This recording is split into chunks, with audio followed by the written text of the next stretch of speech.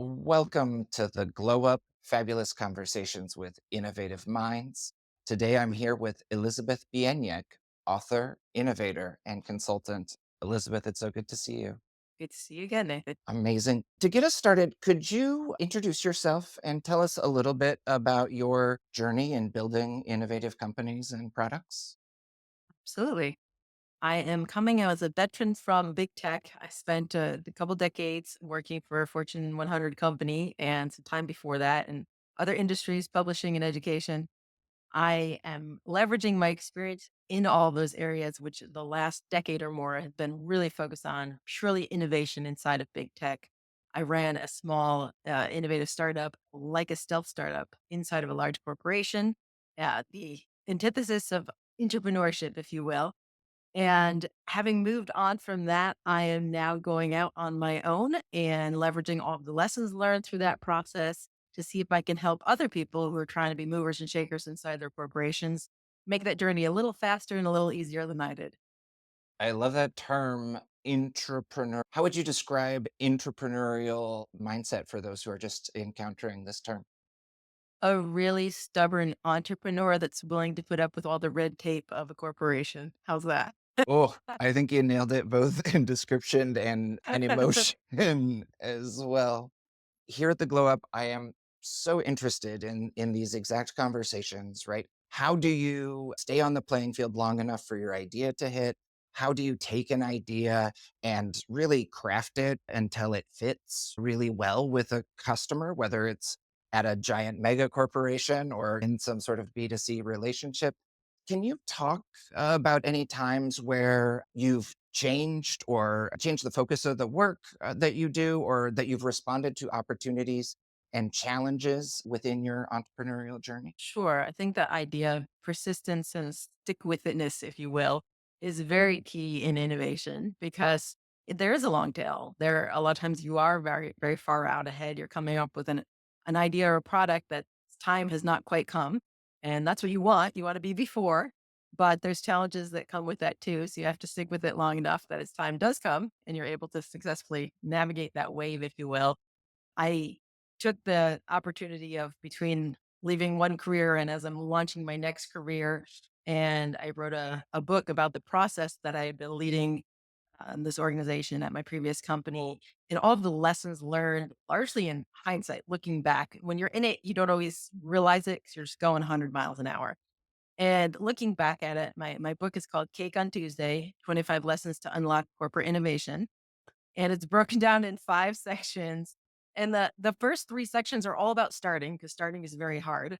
But the 4th section is exactly this topic. It's called Leading Through the Barren Middle, and everything in that section is all talking about dealing with that slog phase of time where everybody else wants to quit. You yourself wanna quit, but you simply won't because you're too stubborn, and how do you get through that? And so I have 5 lessons that I learned through that process, one of which I'm happy to talk about today, Oh, which was be careful who you listen to. And for me, this was huge because there's definitely wisdom in many counselors. I think getting advice from different people, getting opinions from different people, it really helps well round your viewpoint and understand what you're facing. But the realization that if you want to go somewhere that no one has ever gone, you're going to have to go it alone. And there's a lot of opinions that do not count because they have never been there. And a lot of times they're going to be a bit more of a naysayer.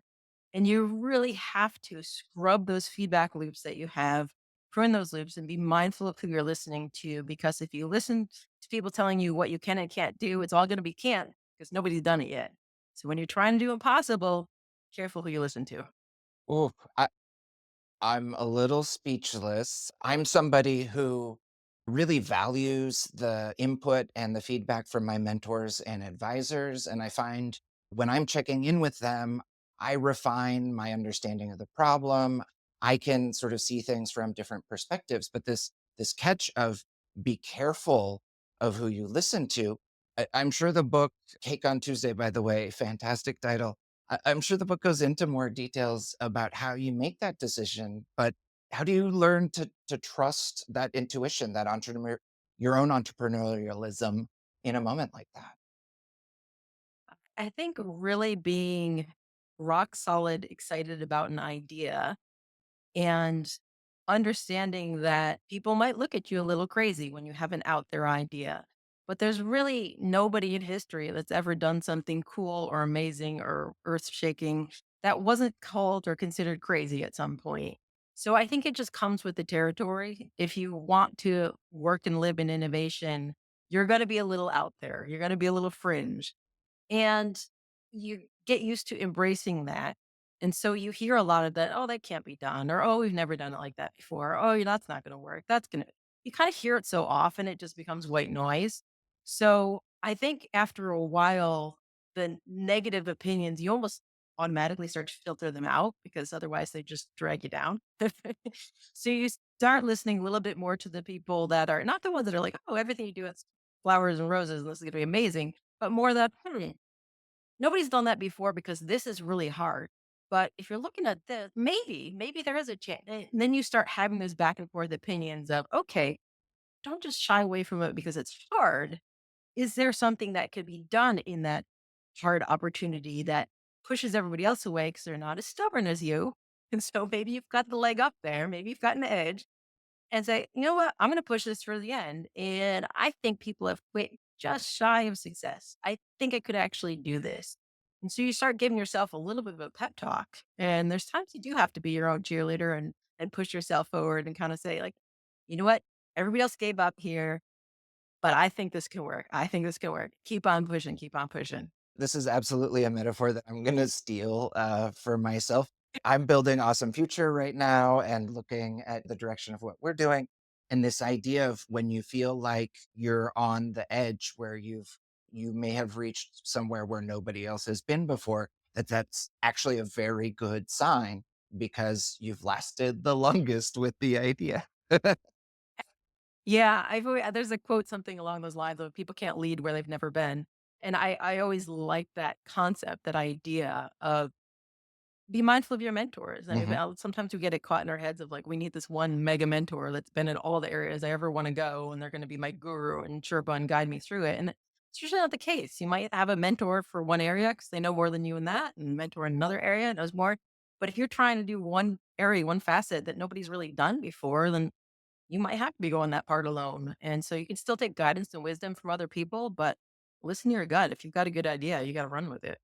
I would, yes, and that there's maybe one set of advisors, if you will, that you may wanna listen to pretty strongly, and that's your customers, right? So often when we're building a cool technology, we're surrounded by people in cool technologies with lots of experience in cool technologies. But when we're thinking about technologies that might be used for work or that are a viral consumer technology, those are often used by folks who don't really know and aren't as familiar, not as patient with technologies or innovation, sometimes even really skeptical of it. Do you have a story or a way that about how you've learned from customers in your journey on innovation, or how you're advising folks to include that voice of customer in their innovative journeys in this You, new book? you definitely want that feedback. The first thing that comes to mind is an early customer feedback session during WebEx Hologram when we were vetting our original use case and we were using real customers to say, here's what we think, but tell us what your thoughts are. I think the biggest thing for us was being open to ideas that we hadn't considered. We already knew we were pushing the envelope of taking, just for background on that, was taking video collaboration into the 3D realm, going to holographic. And so we had an idea of where this could go. And wow, you could revolutionize this. You could change this. We show a customer like, we think it'd be awesome for this. What do you think? And they tried the experience and like, yeah, that's cool. What about this? And it was a totally different area we hadn't thought about. So I think being open to that, you definitely want that customer feedback and validate it for sure. But there's a whole spectrum there. I think you can easily get caught up in the getting too limited in the questions that you ask of the whole Henry Ford thing of ask somebody what they want a faster horse. Like you don't want to be so specific and how about I give you this exact little thing, what kind of feedback you want. You do want it kind of open ended, but you want to be able to open up on a new idea that they might not be considering and say, hey, let me look just dream with me a little. What about this? But then be open to the fact they might turn that around on you. You're like, you thought you were offering something really innovative, and they might just piggyback on that, saying, well, what about this? You're like, whoa, we just moved into a whole other level here. So it has to be a collaboration with your customers because ultimately nobody's going to buy or use what you're creating. What's the point? So you need that back and forth. But don't the same way your thinking shouldn't be put in a box. Don't put your customer interactions in a box either, because they can periodically blow your mind a little. What a cool place to be when your technology or your idea is at a spot where it inspires your customers to think about something else in what they do. And when we talk about in design thinking, you often look to solve the right problem first and then solve it the right way as sort of your next step. That feedback getting that you're getting from customers may point you into, oh, well, that is absolutely part of the problem that I'm looking at, but I'm actually thinking about this half on the back end that you didn't even see. You have to tell me, where did Cake on Tuesdays come up, and how often of a ritual did that become for? Well, cake. I mean, who doesn't love cake? So I think we get into this high stakes world of tech innovation. We get, okay, it's going to be this, it's going to be the amazing technological solution. And we kind of forget the little things that really become the big things. And so for me, my big surprising secret to success was cake. The book came from from actually what we were talking about a minute ago of leading through the barren middle, that sort of slog period that everyone's going to run into a dry spell. You're going to hit a patch where it's just like wading through molasses on a cold day. And we had a particular one of those where being a company inside of a company, you're waiting for approval and the right hand to talk to the left. And sometimes, despite your best efforts, things are just moving slowly. And we were in a particular stretch of that time where we were not the exciting beginning, we were not the satisfying conclusion, you're just plodding along. And I was having a conversation with my ops manager, and she had this brilliant idea. But we were talking about how do we inject some fun and excitement back into this, despite the fact we're in between major milestones. And she had this idea: what if I create this wheel of winning? It was kind of a wheel of fortune style. And our staff meetings are on Tuesday. So at the end of their staff meeting on Tuesday, she'd spin the wheel of winning, and whoever's name it landed on, you would just get this brightly colored rainbow cake arriving at your doorstep sometime that week, just because. And it was so much fun. I mean, how do you not smile when you're like, you're the winner today? You get a cake. Everybody loves cake. And that inspired my title of focusing on the little things, because the little things are the big things, and how important that is to your overall journey. As a founder and a leader in innovation, one of the struggles sometimes can be that your level of investment in an idea is not always the same as the people who are built helping to build it. And what a lovely way, one, to make staff meetings a beloved milestone in the week, but two, to know that almost any week you had the opportunity to win gives great project passion to the team. I absolutely love that, and it's proactive instead of, like, the typical reactive pizzas when there's an emergency, right? For Culture is something that is very crafted, very curated, and it's fragile. It's very fragile. So if you create an amazing culture, you have an awesome team, you have to proactively work to protect that and make sure that everything that started off on this good path is still moving forward at that same trajectory. Otherwise, it falls apart. And things don't progressively just get better on their own unless you're putting effort into them. this totally spawned a bit of a side quest for me. Sometimes a founder has an idea. The best thing that they can do is stay in that lane and really focus on being the shepherd for that idea. And sometimes the additional work of bringing on staff, growing a company, that extra complexity can be a distraction from that core mission and that product. How do you, as somebody who's gone through the ups and downs in innovation over time, how do you balance staying in your strengths, focusing on the most important things for you, but then also being engaged in culture? How do you balance those demands of leadership? This is making me think of a conversation I had just earlier today with a founder of a company who is, decade more in. and doing very well to the point of staffing up significantly at this stage, looking to make a significant hire and torn between two very different candidates. And just kinda asked him for advice at the end of a call, like, "What's your take on these 2?" Without knowing the whole backstory and all that, and we just got talking through that. We got talking about the importance of culture, and we started talking about the qualities of each of these candidates, both very capable, both could do the job, if you will, but one was more aligned to the culture and ethos of the company, and one was a different approach. And we got talking about that whole bit of what makes your company what it is? What is your unique value proposition? Why do people come to you? And why have you been successful? And if that is working, why would you change that?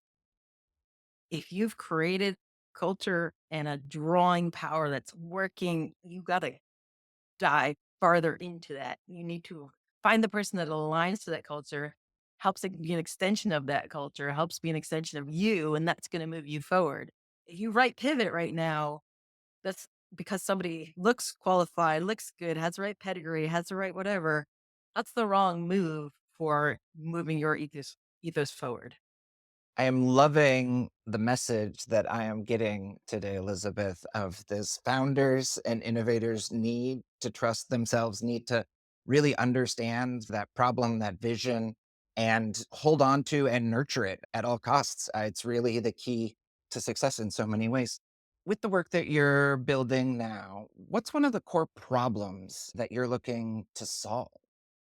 It's a very simple, deceivingly simple problem, I would say, in that it's been around for a long time and the answers to it are not new or novel.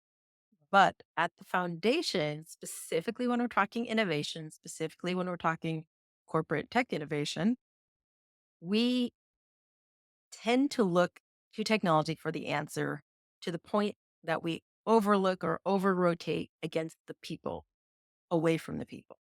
And to me, this is huge because I've spent many, many years in technology saying it's not about tech, not about the tech, which is kind of funny working on a tech startup inside of the office of the CTO in a big engineering organization.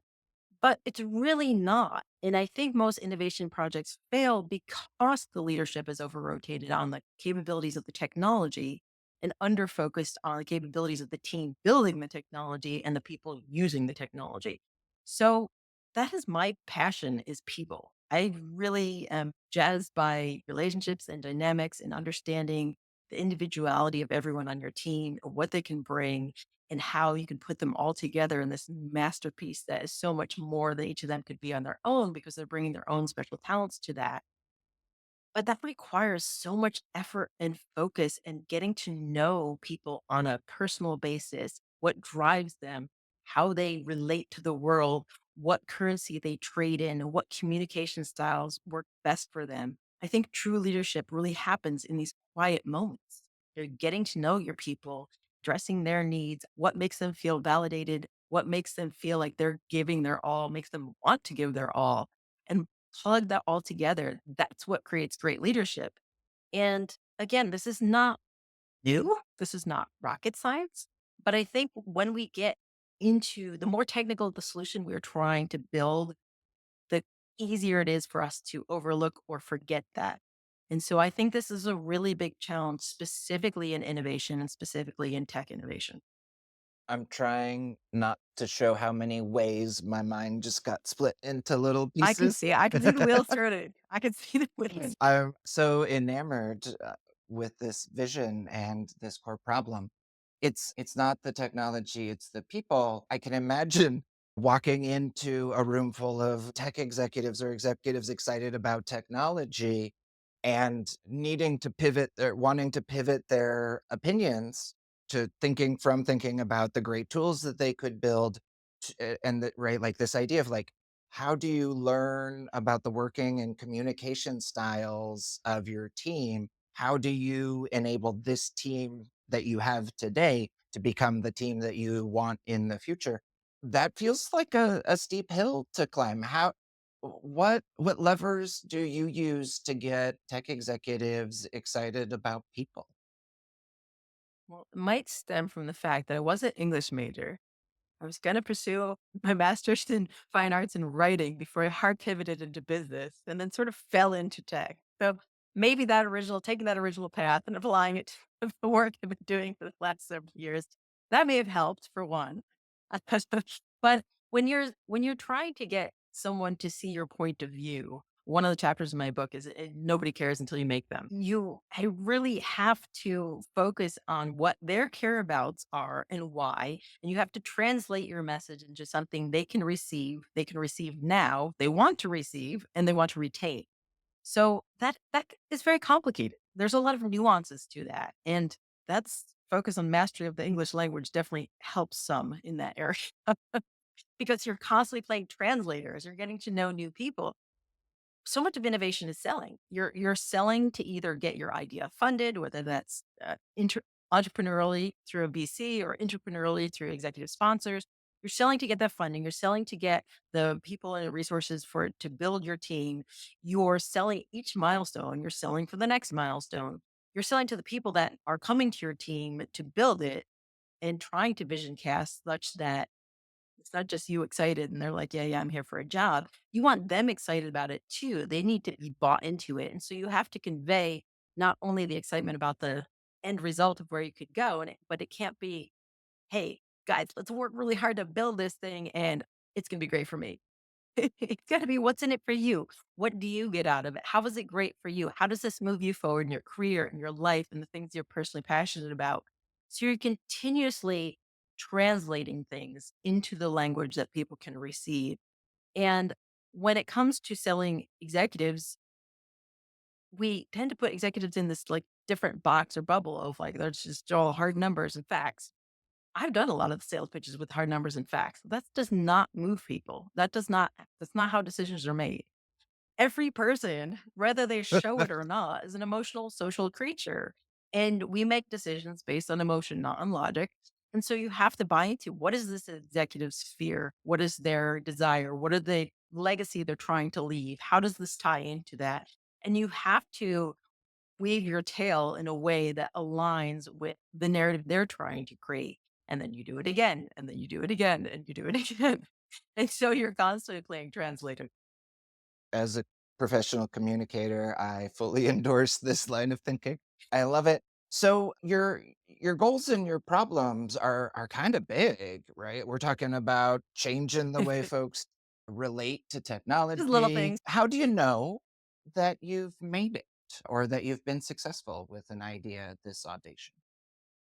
It comes down to getting feedback from people. We were religious in my team about regularly soliciting feedback from my team. And some things that were formulaic or formalized to an extent, it could be like sending out a survey after a phase was done or a part of a postmortem. And there's a time and place for all of those things. But I also tried to make sure at least twice a year, every person that was on my team or indirect part of my team that I was sitting down for coffee, whether that's in person or virtual, and you're not having an agenda. You're having a heart to heart chat. What's working? What's not? Where are you going? Where are we going? How does this align? What can we change? What can we do? And that all comes from relationship. You have to have those conversations, but you have to over time show that you value those conversations and take action based on those conversations. There's a lot of people that would do that as lip service, and then it's like in one ear and out the other, and don't take an action on it. And that's the quickest way to lose credibility with your team. But if you are taking those inputs, and especially if you're soliciting feedback from everyone on your team, you start to see some trends and some patterns emerge and say, like, hey guys, talk to everybody here, got this feedback here, heard this from more than one source. I'm hearing it, resonating with. How about we try this? You throw a couple options out there. That immediately builds credibility. It builds trust of the fact of, hey, I brought up this issue before, and not only did you listen to it, but you did something about it. So next time, I might not wait for you to ask me. I might just reach out to you and say, hey, I have an idea. What if we did this? Hey, this isn't working. Could we change this? Hey, I heard that this was not working for so and so, and they might be too shy to come to you. But what if we change this? And you start getting better and better improvements on your overall process and it just makes everything smoother. I don't know if that answered your question about Oh, how do you know if you're successful, but when I start hearing that feedback from mhm. people and you start seeing people be more engaged because they are really now dedicated to the cause and the outcome and they care, it becomes internal to them. To me, that's success. Absolutely. Really, where I'm trying to get at with that question, right, is what are the tools that you need to be that sustainable, ethical business that can grow the product and the employees and company that your vision really deserves. And where you took us was you have to make sure that your team understands the vision, that they understands your leadership style. You have to make sure that they feel trusted and that when you can get a team that begins to proactively listen, identify and solve for this feedback, whether it's from coworkers or customers, that you get out of that solutioning in boardroom, you get out of that solving for the boss's problem, and you really start to make your alignment on what the core problem is becomes so powerful that it's almost inevitable. I got a ton of inspiration off of this idea that if your team feels empowered and engaged and they know the vision, that's how you know you're going to succeed. That's a wonderful milestone for anybody trying to build an idea or a team. Who are you looking to connect with, and how can they find you in the world? Yes. I am very passionate about this mission of really bringing the focus on individuals to allow us to have better corporate leadership. I think that that is the key to success. So everything that I'm will be doing from here forward is really focusing on that message. My book, Cake on Tuesday, comes out October 15th. It's available for pre-sale now. You can go to Amazon and find it on page. So, any interest in that? If you are interested in anything I just said, I talk about lots of stories and examples and make fun of myself and whatnot in the process. And anything that can help you along your journey, I've tried to distill down into a short, snappy read in that book. My website, www.elizabethbieniek.com, is where I will be posting all of my information there. And on LinkedIn is primarily what I use for my social media presently. So, find me anywhere there, have a talk in the journey. I am really focusing on writing, speaking, and consulting on these core areas because it's near and dear to my heart. Oh my goodness, Elizabeth, thank you so much for your time today. I've learned so much and have been re-inspired about some of the things that I've been thinking about. So definitely going to take to heart that as a founder of an innovative idea, you have to be just tenaciously passionate and focused on that idea, to be brave about going places that no one else has gone before, and to make sure that the people involved both understand and can support the vision that you bring. It's such fantastic advice. Thank you so much for your time today. Always good to chat, Nathan. Awesome.